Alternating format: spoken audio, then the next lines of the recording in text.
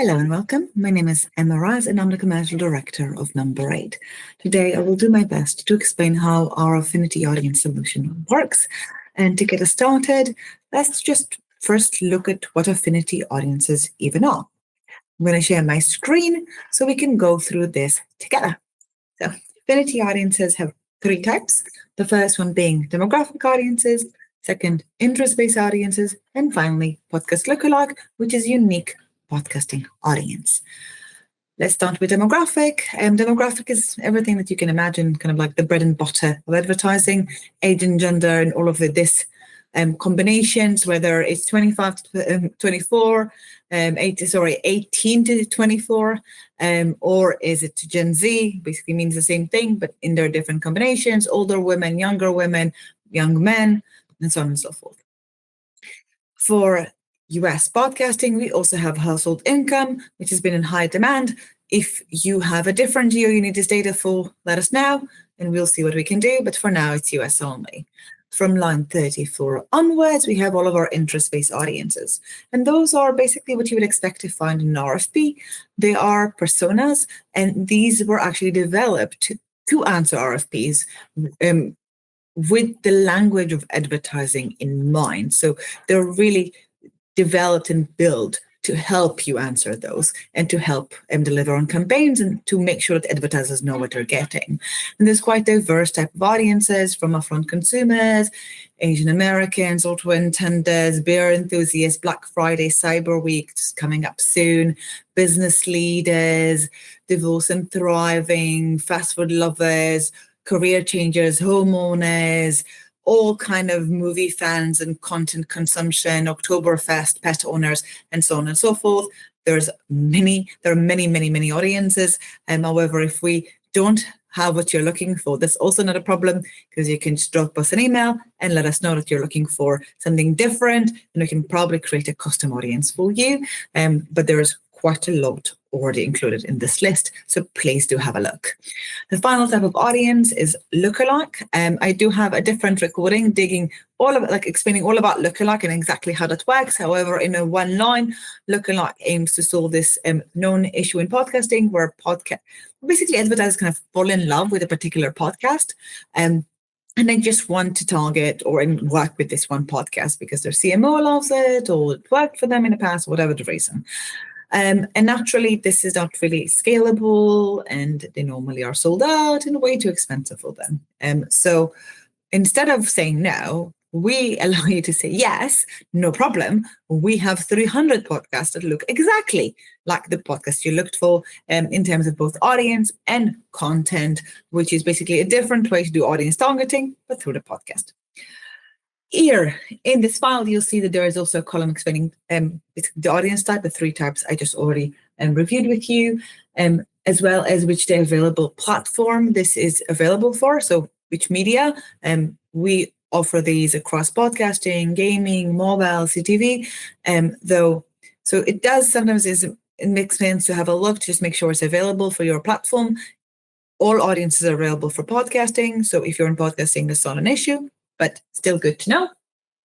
And finally, which data was used, and which data is used, and which kind of goes into then from here, how do we actually generate this audience to begin with? We use two types of data. The first one, demographic data, and the second one, contextual. So how do we get the data? Which is a really important question we get asked all the time, and probably you'll be asked as well. We get the data, well, it starts with how do we get our first seed? How do we collect our initial data? In this industry, in most data providers, especially in podcasting, normally work using a survey, meaning that you ask podcast listeners, what have you listened to in the last week? Tell you a secret, nobody remembers. And it's useless to ask because they're just not able to tell you. They just don't know. So instead, we have a different solution, which is a piece of software that goes into audio apps on the phone. That piece of software uses the hardware sensor, so accelerometer, gyroscope, and magnetometer, ambient light, all of those fun things that are built into the hardware itself to determine the actual behavior and environment of the user as they use their phone. So as I listen to my podcast, as I like listen to music, anything I'm doing, I'm actually using my phone, and then our software can determine that I'm currently indoor, working, my device is stationary, I'm holding it in my hand, I'm putting it on my table, all of that information determined on device. While we're doing that, and we're able to collect all this different information about the actual behavior of the user, we also get the content consumption. That means that every time I listen to a podcast or anything really at all, any content, our software basically, we get pinged by the publisher to say, oh, this content was consumed right now with all of the metadata of the content.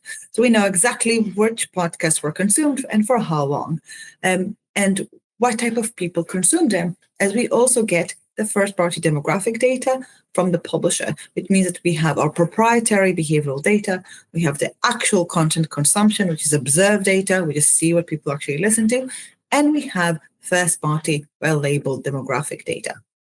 Those three create our giant content known universe. So all the podcasts and how they correlate to one another, this podcast neighborhood, how well connected, what type of people listen to what, and so on.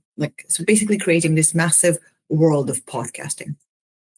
This way, every time we get a new podcast, this here unknown, it's not in our universe, we match it in terms of multi-layered similarity. That means that we don't look just on the genre, we look at keywords, the tone of voice, the subgenre, the host, their gender, all of the information regarding this podcast, and match on how similar it is to our known universe to then determine the audience. So this is how we get the first type of data. Second type of data, contextual data. How do we get contextual data? Well, this is where Gen AI, LLM, like natural language processing comes real handy. What we're able to do is analyze all of the content metadata that is available in the RSS. I can probably grab one real quick just to show you what it looks like. This is what an RSS is. So it's this giant dump, looks a bit intimidating, of all of the content that just tells you all the descriptions, all the episode, all the information regarding this podcast. It's just really rich content data. We take all of this, analyze it with NLP to understand the actual context of this podcast, and then label it accordingly. These two pieces come together in order to actually determine the audience. So each audience has the two components, and this is how we build it. And as you can see in definitions themselves, which I showed earlier.